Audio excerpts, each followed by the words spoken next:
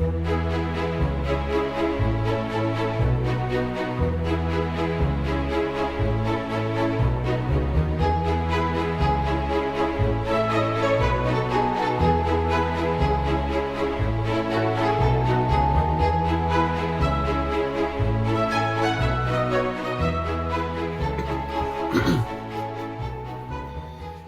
as we've been delving into this whole question concerning whether Islam even existed in the 7th century, where it existed prior to 690, looking at Muhammad, looking at whether or not he was a Muslim, whether there was a religion called Islam, whether the Quran existed at that early, and also whether the city of Mecca existed.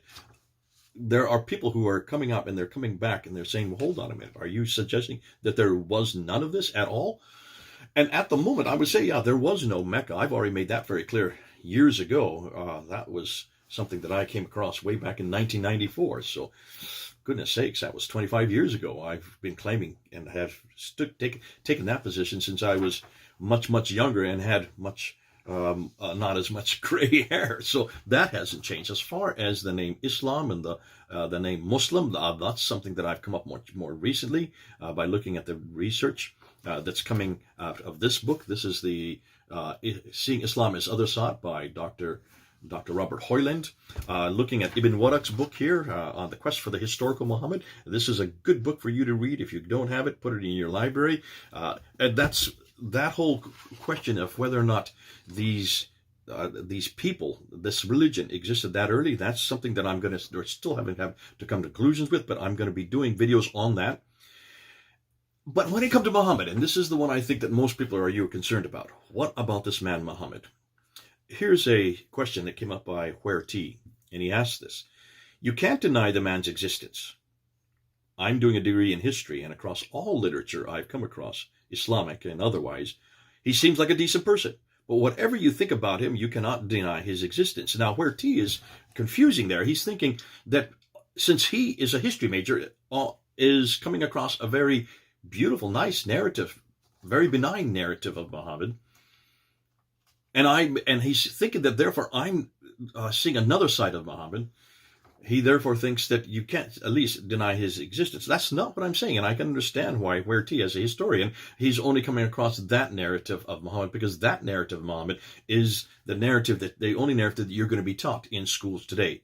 And Where T, I don't know where you are. Your name is Where T, so I have no idea what you are or what your name's like or even what country you come from. But what I would suggest that every place, whether it's in Europe, whether it's the United States, whether it's in the West, or certainly in the Muslim world, every school, every university, certainly even Bible schools and Christian colleges they all speak with from the same brush. They all use the same paradigm, and that is Muhammad was a man of peace. I don't know of any school that teaches any other, and that's why it's fascinating to me that the historical Muhammad is not talked about. The historical Muhammad is where my interests lie. I'm not interested in the Muhammad of the traditions. I'm not interested of the Muhammad of the Sirah. I'm not interested in the Muhammad of the Tafsir or the Tahriq or the Muhammad, certainly, of the Hadith. That's not the Muhammad that interests me. And I've said that pretty clearly, and I said that's been very clear in much of what I've been using or saying in this whole series, and that is those are so late, they don't even are introduced until the 9th and 10th century. Therefore, I don't go to them, and I know because of that, many of you are starting to come to this conclusion, I don't even think this man exists. Ergo, why Where T even asked this question? Where T, let me just say this very clearly. I'm not saying, though, and let me be on record here, I'm not saying he did not exist, okay? Are you following that? I don't think anywhere that I said he did not exist. I know there's some people that believe that he didn't exist. I know Robert Spencer, did Muhammad exist? He asked that question very clearly in this book, and the whole title is about that very question. That's not where I'm standing. I believe he probably did exist. Why? Because there is the Doctrina Iacobi from 634. There's also the Chronicles of Sabaeus from around 666, 70 that do refer to him by name. They're from sources outside of Islam, outside of the Arab world. These are Christian sources, and that's why it's clear to me that certainly the Christians in the 7th century knew this man Muhammad. But that's not the Muhammad that I see in the traditions. That's not the Muhammad that I see in the Quran. That's not the Muhammad that I see was introduced by Abdul Malik on the Dome of the Rock and the protocols and also the coins. And so that's why it's the historical sources that I want to go to answer this very question. Who is this real Muhammad? I'm not saying he didn't exist. I just don't think he's the Muhammad that the Muslims have been portraying. He's not the Muhammad the traditions tell us. He's not the Muhammad that is the Muhammad of history. That is the Muhammad of faith. That is the Muhammad of the later traditions. That is the version of Muhammad that they knew of in the 9th and 10th century, but not in the 7th century.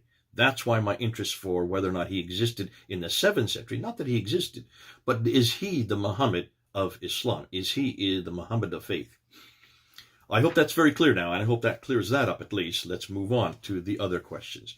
Anyhow, having passed that one, let's bring this one to a conclusion. And let's get to the next question. This is Jay then, for now.